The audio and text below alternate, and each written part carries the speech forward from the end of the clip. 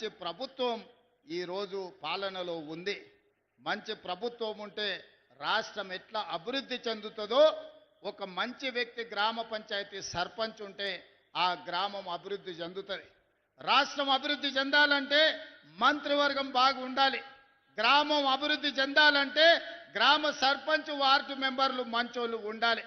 అంతే తప్ప మందు పోసిండను, క్వార్టర్ ఇచ్చిండను, ఫుల్లు తెచ్చిండను, ఏదన్నా మన చిన్న చిన్న తప్పులు చేస్తే మనం గ్రామాలు దెబ్బతింటాయి. మంచోళ్ళని ఎన్నుకోండి, మంత్రులతో కలిసి పనిచేసేటోళ్ళని ఎన్నుకోండి, ఏడైనా ఈ ప్రభుత్వంతో కలిసిమెలిసి ఉండేటోళ్ళని ఎన్నుకోండి. కాళ్ళల్లో కట్టెలు పెట్టేటోడు ఉంటే వానికి రాజకీయంగా పనికొస్తుందేమో కానీ మీ గ్రామ అభివృద్ధికి నిధులు రావు. అందుకే ఈడున్న యువమిత్రులను 10 ఏళ్ళు రాజకీయాలు పక్కన పెట్టండి, మన సమస్యలను పరిష్కరించుకుందాం. అందరు ఏకంగా నీ గ్రామాలలో వీలైనంత మేరకు ప్రజలను ఒప్పించే ఏకగ్రీవం చేసుకోండి. లేదా మంత్రులతోని ఎమ్మెల్యేలతోని కలిసి పనిచేసే సర్పంచులను గెలిపించుకోండి. అప్పుడు మన గ్రామాలకు నిధులు వస్తాయి. కేంద్రం నుంచి కొట్లాడైనా రాష్ట్ర ప్రభుత్వం నుంచి అత్యధికంగా నిధులు గ్రామాలకు విడుదల చేసే బాధ్యత నేను తీసుకుంటా. మరి మీరు మాత్రం మంచి వాళ్ళను, ప్రజలతో మంచిగా ఉండే వాళ్ళనే సర్పంచులుగా ఎన్నుకోండి. ఒకవేళ సర్పంచ్ కింద కిరికిరిగాడు వచ్చిందంటే మన కాలం 5 ఏళ్ళు చూస్తుంటేనే కండ్ల ముందల కరిగిపోతుంది. ఎక్కడైనా మన చుట్టం ఉంటే ఉండొచ్చు, ఏడబావ అన్నా సరే కానీ వంకాయ తోట కాడ బావ అనొద్దని వెనకడికి పెద్దోళ్ళే చెప్పారు. అవునా? ఇక ఒకడొకడు ఉంటాడు, వాడు 3 ఏళ్లకు 33 దొడ్లు ఉన్నాయని పొంకనాలు చెప్పేటోడు వస్తాడు. ఇట్లాంటోళ్ళని కింద మీరు వార్డు మెంబర్లుగా సర్పంచులుగా చేసిరంటే మీరు బుద్ధిమంతుడని సర్ది కడితే వాడు చక్కగా బొడ్రాయి కాడు వైపు భోంచేసి మళ్ళీ వచ్చి ఇంకేం పెడతామని అడిగిండు అనుకో, మీ ఊర్లన్నీ దెబ్బతింటాయి. అందుకే బుద్ధి ఉన్నోని, మంచి ఆలోచన ఉన్నోని, గ్రామాన్ని అభివృద్ధి చేయాలన్న పట్టుదల ఉన్నోని, స్థానికంగా మంత్రులతోని కలిసి పనిచేసేటోళ్లను, మంత్రుల దగ్గర పోయి కూర్చొని నిధులు తెచ్చుకునేటోళ్ళను. ఇవాళ ఉస్నాబాద్కి ఎందుకు వచ్చినాయి నిధులు? పొన్నం ప్రభాకర్ ఎమ్మెల్యేగా ఉన్నాడు, మంత్రిగా ఉన్నాడు కాబట్టి ముఖ్యమంత్రి దగ్గర వచ్చి కూర్చొని కొట్లాడి నిధులు తెచ్చాడు. రేపైనా మీ గ్రామాలకు నిధులు రావాలంటే ఆ సర్పంచ్ ఎమ్మెల్యే దగ్గరనో మంత్రి దగ్గరనో కూర్చొని ఈ ప్రభుత్వంలో నిధులు తెచ్చుకోవాలి. మంచిగా అడిగితే నిధులు వస్తాయి, మాట్లాడితే నిధులు వస్తాయి, మన సమస్యలు చెప్పుకుంటే నిధులు వస్తాయి. తద్వారా మన సమస్యలు పరిష్కారం అవుతాయి, గ్రామాలు అభివృద్ధి చెందుతాయి. మేము ఎన్ని వైరుధ్యాలున్నా కేంద్రానికి ఇన్నిసార్లు పోయి రాష్ట్రానికి అవసరమైన నిధులు తీసుకొస్తున్నాం.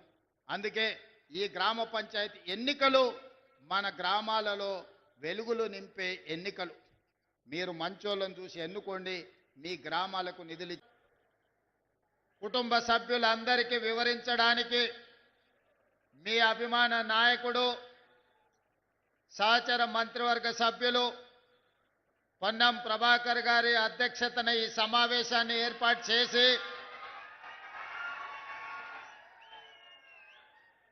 ఈ కార్యక్రమంలో నాతో పాటు ముఖ్య అతిథులుగా కరీంనగర్ ఇన్ఛార్జ్ మంత్రివర్యులు తుమ్మల నాగేశ్వరరావు గారు, మిత్రులు, మీ అందరి అభిమాన నాయకుడు, ఎన్నాళ్ళుగానో మీకు సేవలు అందిస్తున్న 2వ తరం మంత్రివర్గ సభ్యులు దుద్దిల్ల శ్రీధర్ బాబు గారు, అదేవిధంగా కరీంనగర్ జిల్లాకే కాదు దేశ స్థాయిలో కాంగ్రెస్ పార్టీకి సేవలు అందించిన కాకా వెంకట స్వామి గారి తనయుడు గడ్డం వివేక్ వెంకట స్వామి గారు, అదేవిధంగా మిత్రులు, కార్యకర్త నుంచి మంత్రిగా ఎదిగిన అడ్లూరి లక్ష్మణ్ గారు, అదేవిధంగా మాజీ కాంగ్రెస్ పార్టీ అధ్యక్షులు, మాజీ రాజ్యసభ సభ్యులు వి హనుమంతరావు గారు,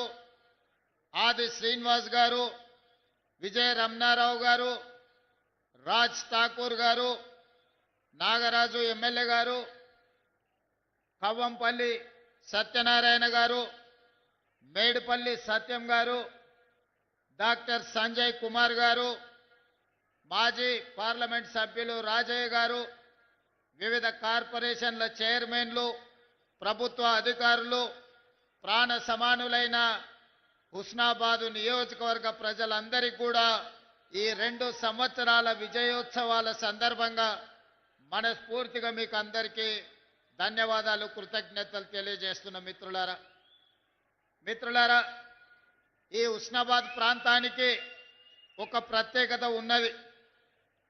ఆనాడు గడీలు పెత్తందారుల ఆధిపత్యం జరుగుతున్న సందర్భంలో సర్దార్ సర్వాయి పాపన్న గౌడ్ గారు ఈ ప్రాంతం నుంచి బహుజనుల దండుగట్టి బహుజనుల పరిపాలన ఏ విధంగా ఉంటుందో బహుజన సామ్రాజ్యాన్ని స్థాపించడానికి పునాదులు వేసింది ఉస్నాబాద్ ప్రాంతం నుంచే అని చెప్పి ఈనాడు మనం గుర్తు చేసుకోవాలి. అదేవిధంగా 60 సంవత్సరాల ఆకాంక్ష, 4 కోట్ల ప్రజల యొక్క బలమైన ఆకాంక్షకు 2001లో ఈ ప్రాంతం నుంచే తెలంగాణ ఉద్యమం ఉవ్వెత్తున లేచి తెలంగాణ రాష్ట్ర సాధనకు ఈ ప్రాంతం కరీంనగరే అండగా నిలబడ్డది.